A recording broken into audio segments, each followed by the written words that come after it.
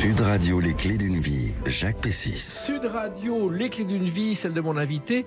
Le spectacle peut parfois être une petite famille, c'est le cas de la vôtre. Où il y a des gènes, il peut y avoir du plaisir. Celui de jouer ou de mettre en scène comme vos aînés dont le nom est resté célèbre.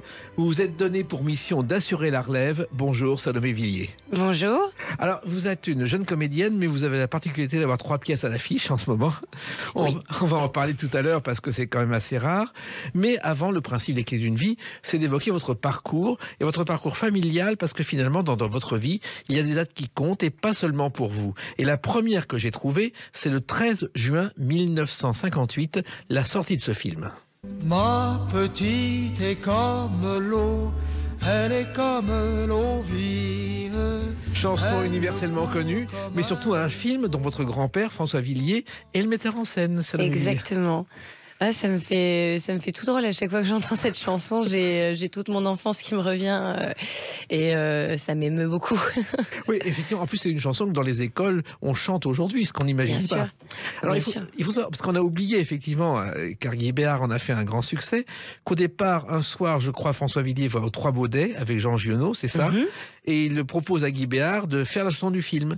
Et il avait déjà, je crois, écrit la musique parce qu'il connaissait le roman. Oui, alors après, Guy Béard et mon grand-père étaient assez, enfin même très liés. Ils s'aimaient beaucoup et il avait déjà fait aussi. Alors je sais plus si Pierrot ça arrive avant ou après, mais il me semble que ça arrive avant. Oui. Et il avait fait la musique de Pierrot la tendresse. Le matin, je m'éveille en chantant, je crois. Oui, et puis il y a aussi la chanson effectivement du gentleman assassin que j'adore moi aussi, qui est le générique du film. Mais en même temps, pour ce film, votre grand-père François Villiers a obtenu le Golden Globe du meilleur film étranger à Hollywood, ce qui n'est pas si fréquent. Bah, c'est clair. Ce film vous a marqué, Salomé Villiers? Ouais, moi, ce film m'a marqué, et puis c'est surtout que ma mère, ma grand-mère, toute ma famille, enfin c'était la chanson qu'on me chantait le soir en me bordant. Donc c'est vrai que cette musique pour moi est vraiment inscrite au plus profond de moi-même et dans mon ADN. Donc ça m'évoque tout de suite mon enfance, quoi, dès les premières notes. Et d'ailleurs, je n'ai jamais appris le piano, mais c'est le seul morceau que je sais jouer au piano. Voilà. Comme ça.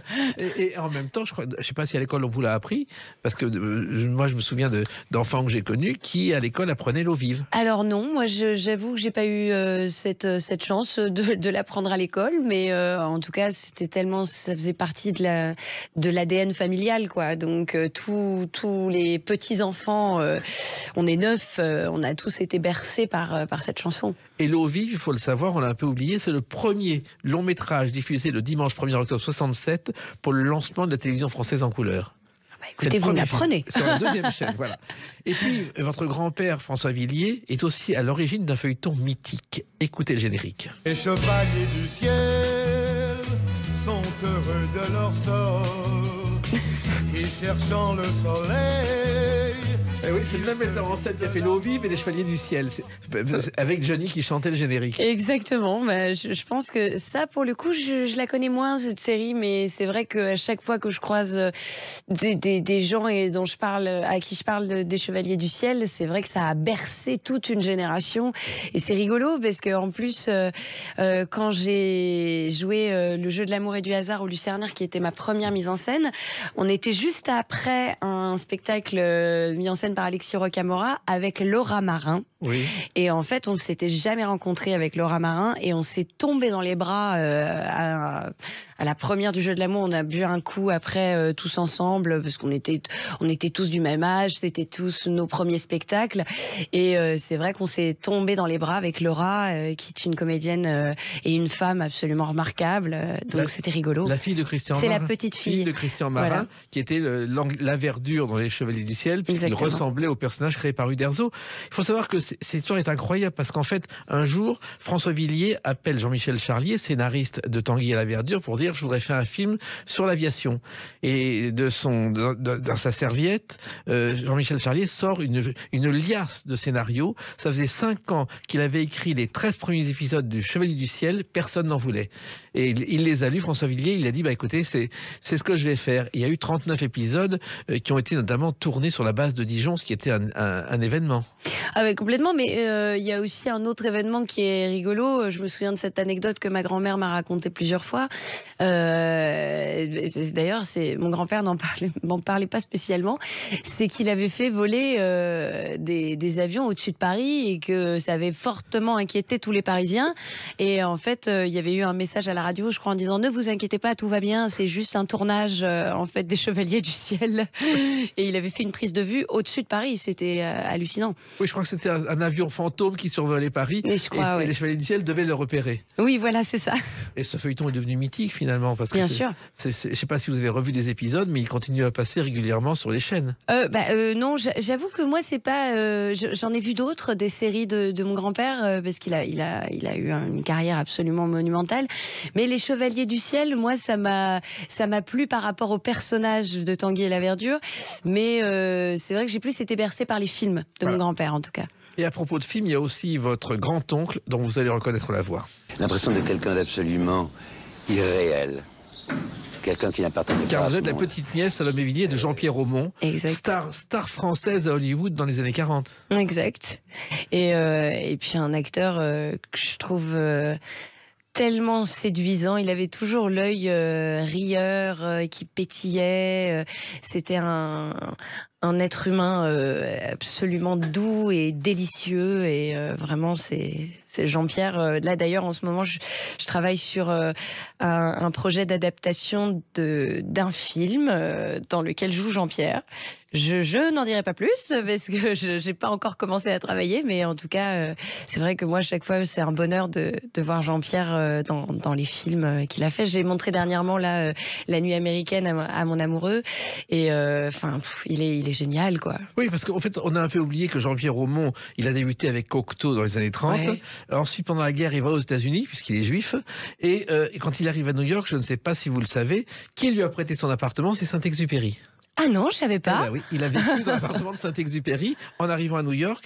Il est devenu star de théâtre aux États-Unis et il a fait du théâtre en anglais en apprenant le texte par la phonétique. Et il avait une doublure qui était un jeune débutant qui s'appelait Grégory Peck. Oh, ça va. Ça va. Tranquille, Jean-Pierre, tranquille. Et il s'appelait Jean-Pierre Salomon. Oui. Et vous savez qui a trouvé le pseudonyme de Jean-Pierre Aumont? Il me semble que c'est son père, non? Non, c'est Charles Trenet. Un soir au Bœuf sur le Toit, il me l'a raconté. Trenet, ils étaient en train de faire la fête et Trenet a dit tu devrais t'appeler Jean-Pierre Aumont quand il débutait. Et c'est comme ça que c'est né. Voilà.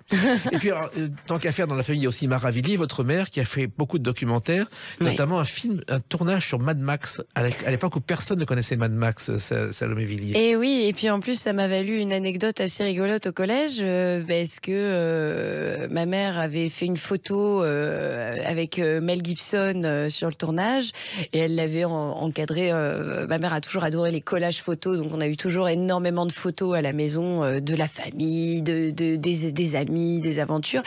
Et il y avait des copains qui étaient venus pour un goûter d'anniversaire au collège chez moi et qui ont répandu la rumeur dans tout le collège que j'étais la fille cachée de Mel Gibson. Oui. Donc c'était quand même assez rigolo. Pas du tout, je ne le suis pas, mais c'était rigolo. Alors, il se trouve que finalement, Salomé Villiers, si vous faites aujourd'hui ce métier comme actrice et metteur en scène, c'est parce que vous avez grandi dans cet univers. Je crois, oui, peut-être. En tout cas, c'est sûr que dès le plus jeune âge, j'ai dit à tout le monde que je voulais faire ça. Et tout le monde m'a dit c'est bien, c'est très bien, mais passe ton bac d'abord. Oui. Et on en reparle après. Et j'ai passé mon bac, option théâtre. Et en fait, ma mère m'a dit bon, essaye la fac quand même, essaye un peu. Et j'ai testé 2 mois. Et en fait, je suis partie en disant là, j'ai testé, j'ai vu, et j'ai pas vaincu. Et en fait, donc il faut vraiment que j'essaye de poursuivre ma passion et mon métier, quoi. Et donc du coup là, elle m'a dit bon bah d'accord, on va t'inscrire dans une école de théâtre professionnelle et c'était parti. Voilà, il se trouve qu'en fait l'idée est venue et le sentiment est venu parce qu'il y avait toujours plein de monde à la maison où ça parlait spectacle. Vous avez des souvenirs précis? De toute façon, ma mère m'a emmenée au théâtre très très très très jeune et c'est elle qui m'a raconté parce que je m'en souviens pas. Je crois que j'avais 3 ans quand elle m'a emmenée voir Jacqueline Maillan et apparemment il paraît que elle regardait le spectacle et que je me suis enfuie en fait parce que je voulais monter sur scène personne, en fait. Et donc, du coup, elle est venue me rattraper par la culotte pour me réasseoir. Et je voulais jouer avec Jacqueline Maillan. Voilà.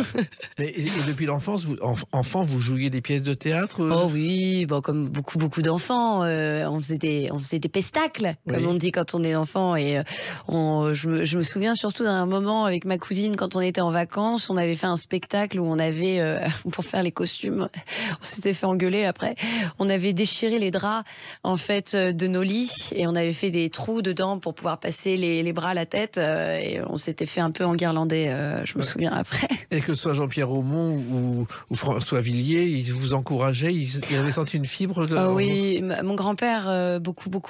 C'est vrai que tous les dimanches, déjà, j'avais le droit à Badine, le monologue de la Fontaine. Il me sortait tout le temps le monologue de Perdiccas dans la scène de la Fontaine.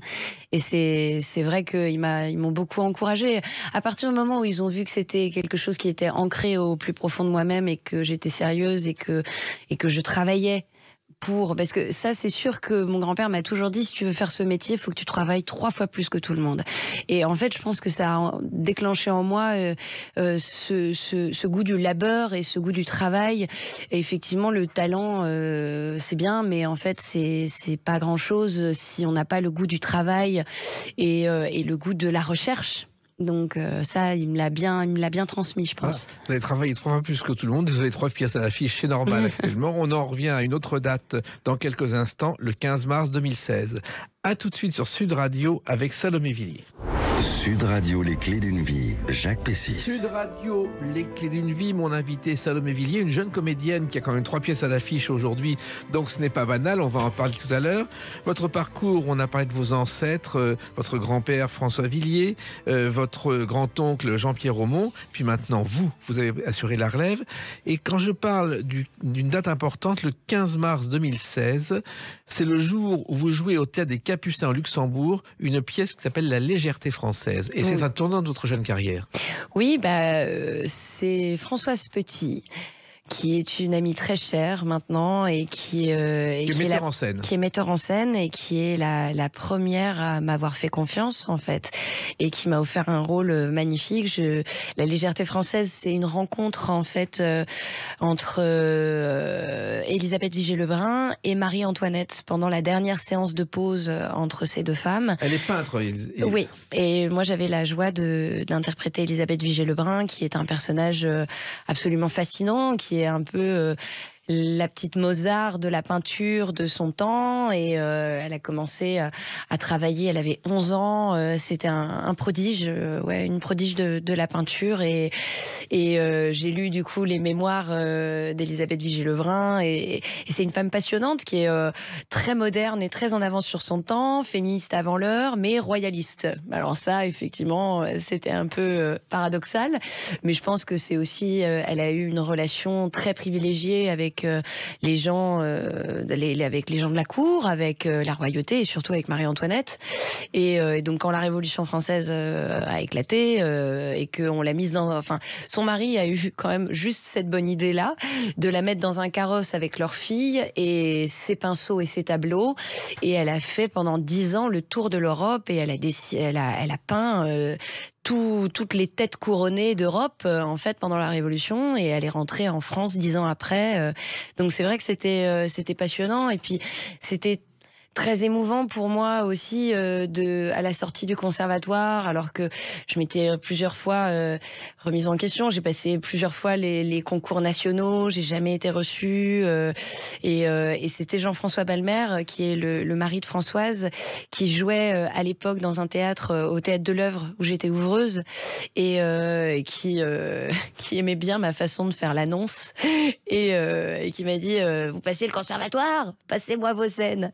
Et il est génial, Jean-François. C'est vraiment un personnage extrêmement tendre, et extrêmement drôle et c'est un peu un capitaine Haddock d'une certaine manière que j'adore et c'est comme ça que du coup on s'est rencontrés avec Françoise et je leur ai passé mes scènes de concours et Françoise travaillait sur la légèreté française et elle me dit mais c'est fou, qu'est-ce que tu ressembles à Elisabeth Vigée-Lebrun, regarde, elle me montrait les tableaux et voilà.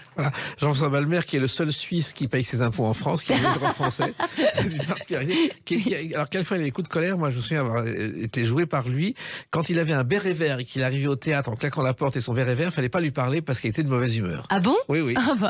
Il a jamais porté de béret vert au théâtre de l'Œuvre. Donc c'est plutôt pas mal. Alors ce spectacle, ça a été vos débuts, mais des débuts très brefs, puisque je crois que vous avez joué ce spectacle 5 fois seulement. Oui. C'est ça qui est étonnant, un spectacle monté pour 5 soirs seulement. En fait, c'était pas l'idée de base, mais il y a eu des problèmes avec l'ayant droit de la pièce et donc du coup c'était un spectacle sublime avec un décor magnifique, des costumes magnifiques et malheureusement l'ayant droit a mis un terme à cette belle aventure qui démarrait, mais en tout cas ça a été le début d'une très très très belle amitié avec Françoise Petit. Alors vos débuts Salomé-Villiers, donc vous quittez l'université, vous vous retrouvez au conservatoire du 11e. Oui. Racontez-moi un peu ce parcours. Le conservatoire du 11e c'était génial, j'aurais jamais rêvé mieux. Vraiment, en fait, je suis très contente en fait de pas avoir eu les concours des écoles nationales, parce que on était sous la direction de Philippe Pérussel et de Alain Itier, qui ont été 2 professeurs merveilleux. Ça a été et en même temps très exigeant. Philippe, il sort de chez Jean-Laurent Cochet et il y a un enseignement qui est très précis, qui est vraiment basé aussi au début sur les classiques, même si on a aussi travaillé du contemporain. Moi, ma sortie de conservatoire, c'était d'une scène de Woody Allen, et l'autre, le classique, c'était l'importance d'être constant. Et c'est vrai que ils nous ont amené un vrai amour des textes et un vrai amour de la précision. C'est-à-dire que de la technique aussi. Ça a été un enseignement extrêmement fort et il se trouve que on s'est construit une petite famille, parce que on se voit toujours, on travaille ensemble. Ça a été. Moi, je suis rentrée dans une promo extrêmement soudée et en plus toutes les années étaient mélangées, donc on travaillait avec aussi bien les premières années se retrouvaient à faire une scène avec des 4e années. C'était génial et vraiment je pense que Philippe et Alain ont amené cette atmosphère familiale très forte, et aussi ce qui était formidable aussi dans leur enseignement, c'est qu'ils ont essayé de développer l'imaginaire de futurs metteurs en scène qui pouvaient se trouver dans l'assistance, notamment moi. Et parce que chaque année, en fait, on avait ce qu'on appelait les ateliers, et où en fait, ils proposaient à des élèves qui voulaient faire des mises en scène d'avoir le plateau pendant 5 représentations et de faire leur premier pas en tant que metteur en scène. Et ce qui a été mon cas. Et avec mes camarades, j'avais monté un spectacle absolument dingue. On avait fait une adaptation parce que j'avais trouvé cette histoire absolument hallucinante du petit traité de la manipulation à l'usage des honnêtes gens, et j'avais mis dedans, en fait, vu que ça parlait fantastique comme j'aime, c'est l'histoire d'un professeur de philo en fait qui écrit ce livre et qui se fait assassiner, qui se retrouve en enfer, et en enfer en fait il a tous les plus grands manipulateurs de l'histoire qui sont fans de son travail, donc il va y avoir un combat entre Shakespeare et Molière pour savoir qui a inventé le plus grand manipulateur du théâtre, et c'était très très drôle, et j'avais pris des bouts de plein de choses pour en faire un autre spectacle à part entière, et on était 15, ils étaient 15 sur scène, c'était génial quoi. Voilà. Mais ce qui est étonnant et ce qui est intéressant pour celles et ceux qui nous écoutent et qui veulent faire ce métier, c'est qu'on n'a pas besoin d'intégrer une grande école célèbre de théâtre, au contraire, il y a des petites écoles où on apprend aussi bien, voire mieux. Oui, tout à fait. Vraiment, le conservatoire du 11e, moi, ça a été une vraie révélation et une vraie famille. Ça a été superbe quoi. Et je me souviens de Philippe parce que Philippe Pérussel, donc mon professeur, a joué dans ma première mise en scène, Le jeu de l'amour et du hasard, et il m'a beaucoup poussée, et de manière très affectueuse et très tendre, et en disant allez vas-y, il faut pas que là maintenant faut que tu prennes les devants, on va trouver des dates, on va faire quelque chose, va toquer aux portes avec ton spectacle. Et c'est ce que j'ai fait, et puis en plus plus, effectivement, j'ai été élevée aussi par une maman qui m'a dit si tu veux faire ce métier, si la porte est fermée, tu passes par la fenêtre. Si la fenêtre est fermée, tu passes par la cheminée. Tu te débrouilles. Ouais. Et vu que les chats font pas des chiens, et ben j'ai suivi tous ces précieux conseils. Il y a aussi quelqu'un avec qui vous avez travaillé, entre guillemets, c'est Nils Arestrup. Oui, ça a été aussi très joli. Ça a duré pas très longtemps, ça a duré 3 mois et demi, mais quel bonhomme, quel acteur. C'était pas facile. Oui, mais non, en fait. En même temps, c'est ça qui est drôle, c'est que il y a plein de gens qui m'ont dit, ouh là là, il va vous manger tout cru, c'est tout d'un coup, j'avais l'impression qu'on me parlait un peu d'un croque-mitaine, alors que pas du tout, en fait. C'était un professeur très attentionné et très discret, très sensible. Et vraiment, moi, je me souviens, il m'avait fait travailler Antigone. Il m'avait dit, elle est marrante, ton Antigone, elle a des couilles.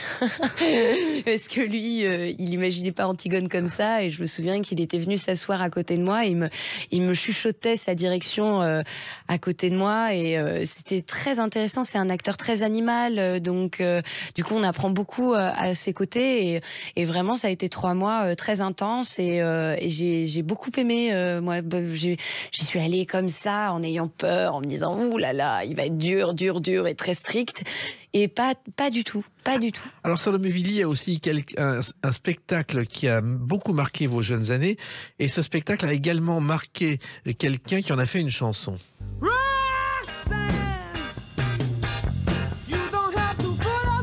Roxane par Police, parce que ils ont vu, le groupe a vu une affiche de Cyrano et a écrit Roxane. Et Cyrano, je crois que vous l'avez vu dans un manège à 4 ans, que ça vous a marqué. Ouais. Bah moi, il y a 2 pièces moi qui m'ont donné envie de faire ce métier quand j'étais petite. C'est les souvenirs que j'ai, en tout cas, qui sont vraiment très vagues, très floues, mais ça m'a marqué en fait. J'avais 4 ans et ma mère m'avait emmenée voir Cyrano. Dans un manège où tout le monde arrivait à cheval. Je me souviens de Cyrano qui faisait la tirade des nez dans le public. Et ça m'avait marqué. Je me suis dit, je veux faire ça quand je serai grande. Je me souviens d'ailleurs aussi, j'avais une grande question que je posais très souvent à ma mère. Je disais, mais pourquoi je suis pas un garçon? Je voudrais être Cyrano. Moi, je voulais m'appeler Cyrano et être un garçon pour m'appeler Cyrano. Ouais. Voilà. Et donc, effectivement, Cyrano, pour moi, c'est mon personnage de théâtre préféré. Il y aurait tellement à dire sur ce personnage. Il est magnifique. Et le deuxième souvenir aussi qui m'avait marqué, alors voilà, curieusement, à chaque fois c'est du théâtre, mais pas dans des théâtres. Et c'était ma tante Vénita qui m'avait emmenée dans un labyrinthe végétal, et c'était pour voir une mise en scène du songe d'une nuit d'été. Et donc c'est vrai que Shakespeare, pareil, pour moi, c'est ce qui m'a donné envie de faire ce métier. C'était magique. Voilà. Et ce qui a été magique aussi, c'est une autre date, le 30 mai 2022. À tout de suite sur Sud Radio avec Salomé. Sud Radio, les clés d'une vie, Jacques Pessis. Sud Radio, les clés d'une vie. Mon invité est Salomé Villiers, jeune comédienne, mais déjà très brillante. 3 spectacles à l'affiche en ce moment. On a parlé de vos débuts, de vos ancêtres, de vos débuts au théâtre, de votre enseignement. Et puis, le 30 mai 2022 est une date que vous n'avez pas oubliée, car je crois que ce soir-là, au Folies Bergères, vous avez reçu le Molière de la révélation féminine. Exactement. Écoutez, c'était fou. C'était incroyable cette soirée. Voilà, c'est en plus pour le spectacle mis en scène par mon mari Étienne Lenay, pour le Montespan, qu'on joue encore. Et en fait, cette histoire...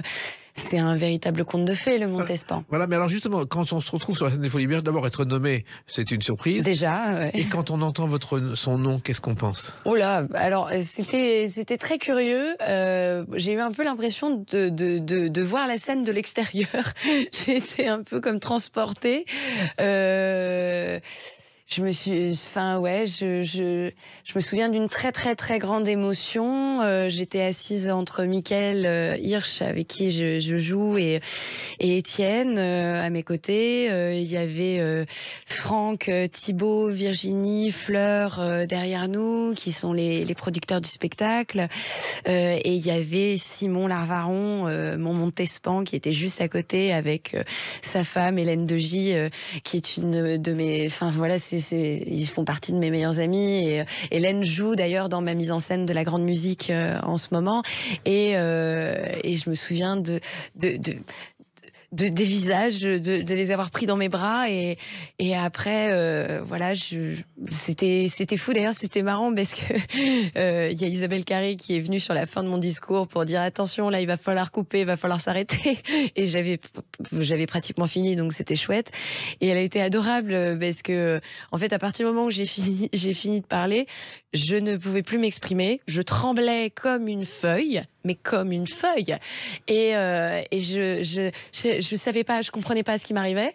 Et Isabelle Carré a été absolument adorable. Elle m'a fait un gros câlin, elle m'a dit ça va aller, tout va bien, regarde-moi, tout va bien. Et c'était trop mignon. Et vraiment je la remercie parce que je tenais plus debout en fait. C'est elle qui m'a amenée en coulisses. Alors, il se trouve que le Montespan, c'est une aventure incroyable qui a commencé très discrètement au Théâtre du Lagel. Comment est venue d'abord cette idée? Parce que cette pièce est toujours à l'affiche et ça fonctionne. Comment est née cette idée, Salomé Villiers? C'est fou. Alors cette idée, elle est née de l'incroyable Franck Desmet qui jouait avec moi dans Adieu Monsieur Hoffman. C'est comme ça qu'on s'est rencontrés. On faisait le couple de nazis et c'était très drôle. Et puis Franck est un acteur, moi, que je trouve absolument merveilleux. Des fois, quand je jouais avec lui, je m'arrêtais de jouer pour le regarder tellement je le trouvais brillant. Et donc on s'est très très bien entendu avec Franck. Et un jour, on va déjeuner. Il me dit j'aimerais que tu fasses quelque chose pour le théâtre de la Huchette. Ta carte blanche. Et là, j'ai cru que j'allais pleurer parce que c'est tellement difficile de monter des projets, c'est tellement dur de convaincre et d'aller chercher des fonds pour monter une aventure. Et là, en fait, j'avais carte blanche. Donc Franck me faisait confiance et en plus, vu que je sais que Franck aime énormément les défis, c'est ça qui est incroyable aussi, qui fait que c'est un artiste aussi remarquable et un directeur de salle absolument remarquable, parce que le théâtre de la Huchette, c'est un endroit mythique. Mais vous savez qu'au départ, la cantatrice chauve existe depuis 1957, mais ce qu'on ne sait pas, c'est qu'à l'emplacement de ce théâtre, il y a eu le restaurant du père de Charles Aznavour, Micha Aznavour, oui absolument, et le slogan du restaurant c'était chez Aznavour on y court, et c'est comme ça qu'il y a eu à côté un rival qui a fait chez Dupont tout est bon. Ah bon? C'est aujourd'hui l'emplacement du théâtre de la Huchette. Ah, je savais pas. Voilà. Je savais pas. Peut-être que Gonzague, l'administrateur de la Huchette, a dû me raconter cette histoire, mais en même temps, il s'est passé tellement de choses dans le théâtre de la Huchette. Voilà. Alors, le Montespan, c'est une idée que vous avez eue, qui était au départ un roman de Jean Telet. Ouais. Et effectivement, vu que Franck aime les défis incroyables, et je sais qu'à un moment donné, il m'avait raconté cette histoire, il voulait organiser les Jeux Olympiques du théâtre à la Huchette, avec le concours de lancer de répliques. Donc du coup, je me suis dit alors vu qu'il aime les défis, j'ai un ami qui savait que j'aimais beaucoup Jean Telet et qui m'a dit mais lis le Montespan, tu vas adorer. Et j'ai lu le Montespan, j'ai adoré. Et je l'ai donné à Franck et je lui ai dit qu'est-ce que t'en penses? Et il m'a dit allez banco. Et en fait, je lui ai dit c'est fou parce que c'est une épopée versaillaise, enfin versaillaise, d'ailleurs pas que versaillaise, hein. C'est une épopée qui se passe sur 46 ans avec une centaine de personnages, une centaine de lieux. Donc je me suis dit oh là là mon Dieu, à adapter, comment on va faire? Et Franck m'a donné une contrainte, c'est que ce soit pour 3 comédiens. Et de la contrainte est née la liberté, parce que voilà, après qu'on ait mis tout ça en place, j'ai pris mon bouquin, j'ai pris mes stabilos et j'ai commencé à faire mes coupes, à faire à partager le texte en 3 morceaux. Et puis après, j'ai affiné, fait dialoguer. Et oui, tout d'abord, j'ai contacté Jean. Ouais, et qui a été juste, c'était un vrai soleil, ce monsieur. Je pense qu'il continue à veiller sur le Montespan de là où il est et à veiller sur notre petite bande. Il est venu nous voir d'ailleurs au théâtre avant de disparaître. Ouais. Il est venu 5 fois à la Huchette. Il l'a vu la première au gymnase. Il aimait beaucoup le spectacle. Il a été d'un soutien exemplaire. Enfin, vraiment, moi, je lui ai envoyé un mail. En demandant bonjour monsieur, est-ce que vous seriez d'accord pour qu'on fasse ça? Est-ce que l'idée vous semble intéressante? Et il m'a rappelé 2 heures après. j'y croyais pas. 2 heures après, il me rappelait en me disant mais c'est une formidable idée, allons-y. Donc on a déjeuné, Franck, Jean et moi, et c'était parti. Et en plus, ce qui était génial avec Jean Telet, c'est que il s'intéressait à tout. Enfin, en tout cas, il est à partir du moment où il a su pour la Huchette, il est allé voir tous les Ionesco, les deux. Il est allé voir le 21h aussi. Et voilà quoi, il s'est impliqué vraiment dedans, et tout en me disant depuis le début, vous faites ce que vous voulez avec mon livre, je veux que les artistes restent libres. Et ça, j'ai trouvé ça absolument génial. Oui, alors il faut savoir que le Montespan, c'est l'histoire du plus célèbre cocu de France, et surtout cette pièce a eu un succès que vous n'attendiez pas, parce que ça a commencé à la Huchette, c'est aujourd'hui au gymnase régulièrement où vous jouez aussi, ce que vous n'attendiez absolument pas. Ah bah bien sûr, c'est vraiment un conte de fées quoi. C'est-à-dire que déjà à la Huchette, on a eu un très très joli succès, tout le monde était ravi. Voilà, la mise en scène d'Étienne en plus est remarquable, parce qu'il est allé aussi dans le sens de l'adaptation. Il a mis l'imaginaire du spectateur au centre de l'action. Donc il a voulu vraiment faire comme une lanterne magique où on raconte une histoire, un peu comme un conte pour adultes, et où on évoque toute cette histoire. Donc on est tour à tour narrateur, tour à tour personnage. Simon joue Monsieur de Montespan, et c'est le seul qui ne quitte jamais son personnage. Mickaël joue 19 personnages. Mickaël Hirsch, il a commencé en faisant un seul en scène humoristique inspiré par De Vos. Exactement. Et il est brillant. Voilà, il est brillant, tout comme Simon qui est brillant. Alors, ce qui est étonnant, le Mévillier, c'est que vous avez réussi. On dit qu'au théâtre, il faut des grands noms pour faire venir le public. Non, ça a marché alors que personne ne vous connaissait. Oui, exactement. Après, je pense que Jean avait une aura tellement forte, il était très très très aimé, et on le voit encore, parce que là dimanche on a la chance d'avoir le gymnase rempli quoi, donc c'est une sacrée jauge, et donc c'est merveilleux quoi de voir ça, donc et oui, et puis je pense que le Montespan en plus c'était un personnage qui intrigue, parce qu'on connaît madame, personne connaît monsieur, et le nom parle, et donc vu que c'est les coulisses de la grande histoire de France, je pense que ça a attiré les gens, et puis dans la façon dont c'est écrit, l'écriture de Jean est à la fois tendre, moderne, lyrique, quotidienne.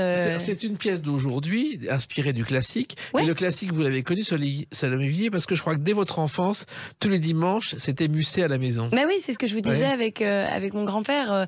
Voilà, toute ma famille m'a donné effectivement le grand goût des classiques.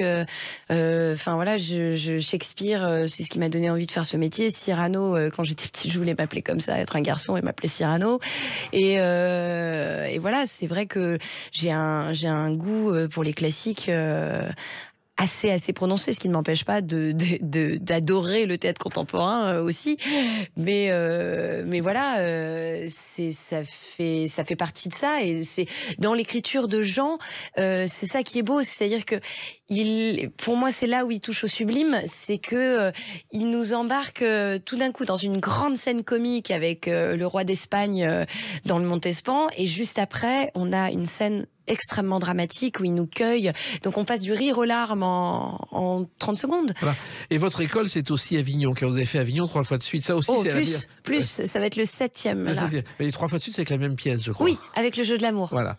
Et Avignon, c'est la meilleure école pour apprendre son métier, Salomé Villiers. Oh oui, je pense. C'est pareil, Avignon, c'est le goût du labeur, et en même temps, c'est la réunion des camarades. Enfin voilà, moi je trouve ça extrêmement joyeux, le Festival d'Avignon. Mais c'est le goût du labeur, dans le sens où on travaille H24. Oui, parce qu'il faut tracter, c'est là effectivement les égos, on les met dans les poches, et tout le monde met la main à la pâte.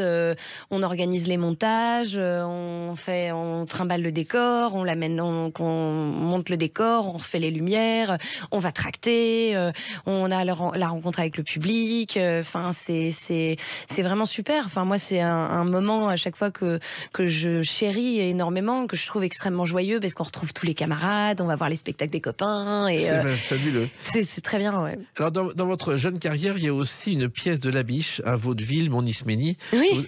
Vous avez joué aussi Labiche. Oui. Ah bah, c'était monté par Philippe en plus. C'était très très très rigolo. Il l'avait monté façon conte aussi. Et on avait chacun un animal totem. Moi j'étais la jument, la pouliche. Et c'était très très rigolo. Et en plus Philippe, je me souviens d'un moment. Philippe Pérussel, oui, qui était mon professeur. Je me souviens d'un moment où il m'avait dit, il avait peur que je me sente pas à l'aise et tout ça. Et il était très très aux petits soins, en tout cas vraiment dans sa direction d'acteur. Et c'était génial à jouer. Alors, il se trouve que dans cette pièce qui est peu connue, il y a un personnage qui s'appelle Vancouver, qui est un père possessif, oui. Et il tente de prendre le prétendu de sa fille en défaut, et il dit au public à chaque fois, il est malin, je le repincerai. Et c'est ça qui a donné l'idée à Jean-Michel Ribes ensuite, dans Palace, de faire je l'aurai. Je l'aurai. Voilà, et puis on vous a vu aussi à la télé, notamment un peu dans Scène de ménage, mais surtout dans Meurtre à la pointe du rat, votre première télé, car vous faites aussi, ça aussi, c'est une autre facette, Salomé Villiers. Oui, après, je tourne pas beaucoup. Voilà, j'aimerais bien. Hein, je appelle à tous les réalisateurs et les directeurs de casting. Mais quand on fait du théâtre, on fait pas forcément de la télé. Ouais, mais je trouve que c'est possible. Enfin, en tout cas, moi, j'ai plein de camarades comédiens qui tournent autant qu'ils font du théâtre, et j'espère qu'un jour ce sera mon cas. Pour l'instant, ça l'est pas vraiment. Après, je suis vraiment pas malheureuse parce que j'ai vraiment la chance de vivre du théâtre et enfin voilà, c'est ma passion, c'est mon métier, c'est mon voilà, c'est votre univers. C'est ma façon de fonctionner, ma façon de vivre, donc je m'imagine pas ne plus faire de théâtre, mais c'est vrai que j'aimerais bien tourner. Ça, c'est vrai que ça me ferait plaisir. Et pour l'instant, le théâtre vous prend beaucoup de temps. On va en parler avec une autre date, le 8 mars 2023. À tout de suite sur Sud Radio avec Salomé Villiers. Sud Radio, les clés d'une vie, Jacques Pessis. Sud Radio, les clés d'une vie, mon invité Salomé Villiers. On a parlé de vos débuts, de votre famille, de votre passion du théâtre, de tout ce que vous avez fait. Et effectivement, après le Molière, ça a continué, puisqu'aujourd'hui, vous avez 3 pièces à l'affiche à Paris en même temps, ce qui est un privilège. Et notamment, le 8 mars 2023 a démarré Merteuil, une mise en scène d'un spectacle lucernaire. Et là aussi, c'est une histoire qui est la suite des Liaisons dangereuses que tout le monde connaît quand on aime la littérature. Exactement. Et écoutez, ouais, je suis ravie de ce début d'aventure. On a des très très beaux retours sur le spectacle. Donc en fait, Merteuil, ça se passe 15 ans après les Liaisons dangereuses, et c'est la marquise de Merteuil qui retrouve Cécile de Volanges, en fait, qui vient prendre sa revanche et qui vient demander des comptes à la marquise, en fait, sur ce qui lui est arrivé dans les Liaisons dangereuses. Et c'est une rencontre entre ces deux femmes qui vont parler de féminisme, de liberté, de patriarcat, d'enfermement, en fait, dans des conditions qui leur a chacune, en fait, va avoir sa vision de la chose, en fait, et elles ont toutes les deux raison. C'est-à-dire que Merteuil, effectivement, a un discours féministe, mais n'est pas pour autant une féministe, puisqu'en fait, elle prêche pour sa paroisse. Alors que Cécile, effectivement, a une idée peut-être plus large, en fait, de la chose, mais peut-être moins et peut-être moins audacieuse que Merteuil. Et Merteuil, en tout cas, donne beaucoup à réfléchir dans sa façon dont elle s'est construite en tant que femme. Et ce qui est bluffant, c'est aussi dans l'écriture que Marjorie Frantz qui est l'auteur de la pièce et qui joue Madame de Merteuil dans le spectacle. Elle a amené une réflexion qui est très très moderne, en fait, sur ce que c'est qu'aussi que le consentement, ce que c'est qu'un viol, et en fait ça résonne furieusement avec notre époque. Ouais. Et ce qui est rigolo, c'est que je vais avoir le bonheur et la chance ultime de jouer les Liaisons dangereuses au mois de septembre, sous la direction d'Arnaud Denis, avec Anne Bouvier qui va jouer Madame de Merteuil. Et on va être au théâtre de la Tête d'Or à Lyon. Donc là, moi, vraiment, c'est mon année la clos. Je fais le 1 et je mets en scène le 2. Et je vais jouer Madame de Tourvel sous la direction d'Arnaud. Alors, il faut savoir, pour celles et ceux qui ne savent pas, que Pierre Chaudelin de Laclos, c'est un officier au départ, qui a fait scandale avec ses Légions dangereuses, qui était une suite de lettres au départ, et que c'était un sujet sur le libertinage, qui à l'époque a tellement fait scandale que Baudelaire a dit, voilà un livre qui brûle comme la glace. Et aujourd'hui, ça ferait scandale sur les réseaux sociaux. Oui, après, en même temps, c'est heureusement que Laclos est passé par là, quoi. C'est-à-dire, en plus, c'est ça qui est rigolo, parce que dans Merteuil, en plus, dans mon introduction, j'ai retrouvé un texte de Laclos. Il a écrit un livre qui s'appelle le Traité de l'éducation des femmes. Et en fait, Laclos était un grand féministe avant l'heure. Et ce que je trouve génial, c'est qu'il n'est pas du tout dans une condescendance en faisant « Oh, mesdames, oh, mes pauvres, oh, c'est compliqué, oh, c'est dur ». Non, pas du tout. Il est très provocateur. Et en fait, il dit « Bon, allez, maintenant, on va arrêter de s'endormir. Maintenant, les femmes, réveillez-vous. N'attendez pas le secours des hommes, auteurs de vos maux. Ils n'ont ni la volonté, ni la puissance de les finir. Apprenez qu'on ne sort de l'esclavage que par une grande révolution. » Et je trouve que ces mots-là, c'est tout Laclos et c'est tout le piment qu'il a mis dans Madame de Merteuil dans Les Liaisons dangereuses. Et c'est rigolo parce que d'ailleurs, Marjorie, c'est pour ça aussi que ça lui a donné envie d'écrire la suite. C'est que à la fin du roman, il y a un petit texte qui explique qu'ils ne peuvent pas, malheureusement, par rapport au temps et aux mœurs de l'époque, continuer les aventures de la marquise de Merteuil et continuer les aventures de Cécile de Volanges. Et Marjorie Frantz, du coup, l'a fait. Voilà. Les suites, on se souvient de Anton n'emporte le vent, qui a mis des décennies à avoir une suite qui a été écrite par Alexandra Ripley, Scarlett, parce qu'en fait, pourquoi il y a eu une suite, c'est parce que les héritiers qui étaient les neveux ont dit, oh là, bientôt les droits vont tomber, il faut qu'on gagne de l'argent avant. Et c'est comme ça qu'est née la suite d'Anton n'emporte le vent. C'est dingue. C'est fou. Alors, effectivement, mettre en scène un spectacle inspiré par un texte de jadis et le rendre moderne, c'est pas évident, Salomé Villiers. Non, mais je trouve que dans l'écriture, c'est tellement criant dans l'écriture que de modernité que en fait. Il n'y a pas eu besoin de forcer quoi que ce soit. Les choses se sont fait un peu d'elles-mêmes dans l'évidence. Voilà, cette Merteuil qui a vécu 15 ans d'exil en Hollande, qui a vécu la maladie, qui revient. C'est une Merteuil qui est plus fatiguée, qui a vécu l'humiliation, qui a vécu la mort sociale.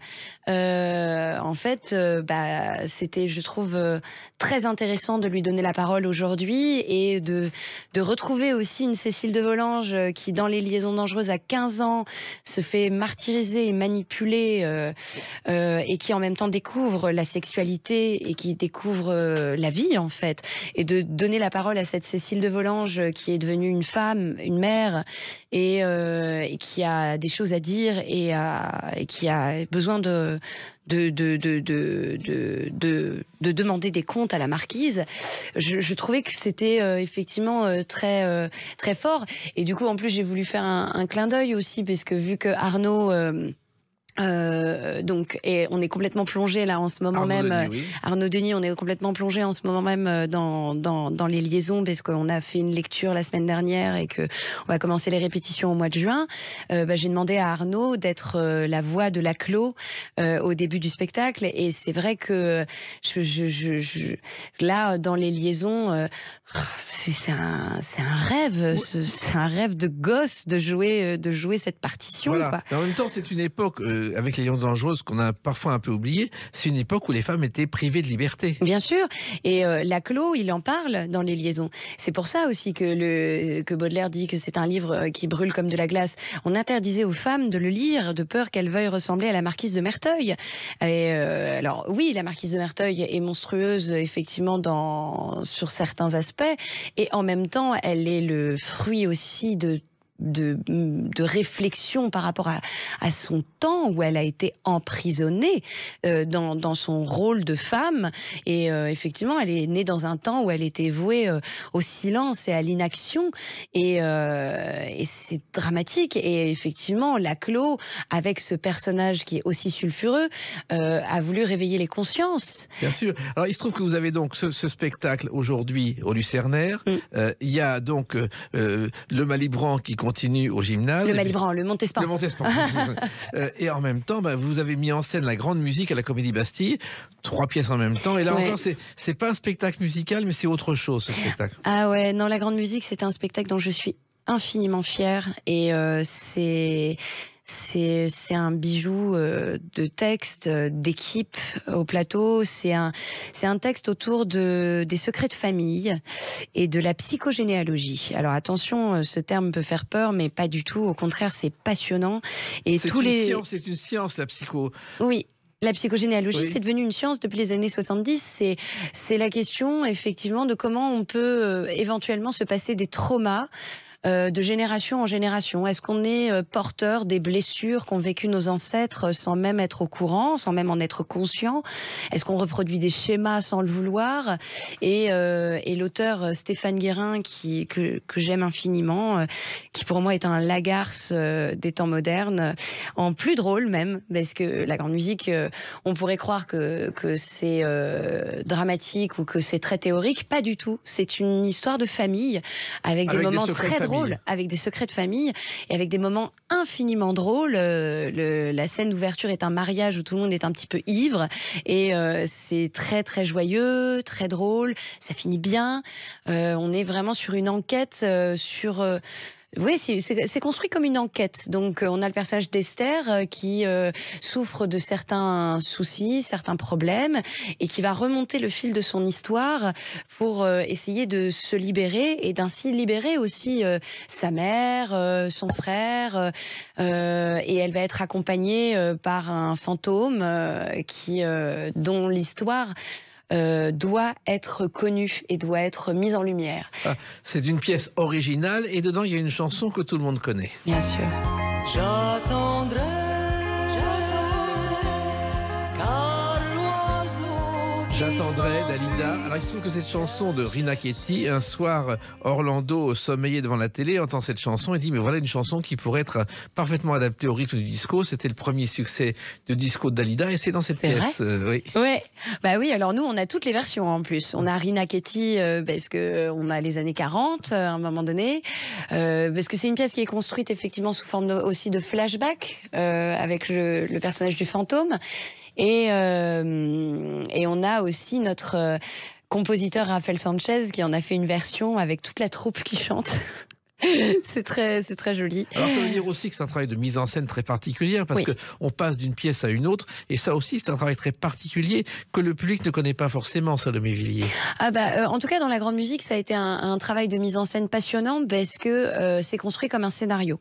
Et d'ailleurs un de mes collaborateurs artistiques avec qui j'ai monté une boîte de production qui s'appelle Frédéric de Brabant est en train d'adapter la pièce pour en faire un film et parce qu'il y a déjà ça, il y a déjà du cinéma, en tout cas dans l'écriture de la pièce de Stéphane.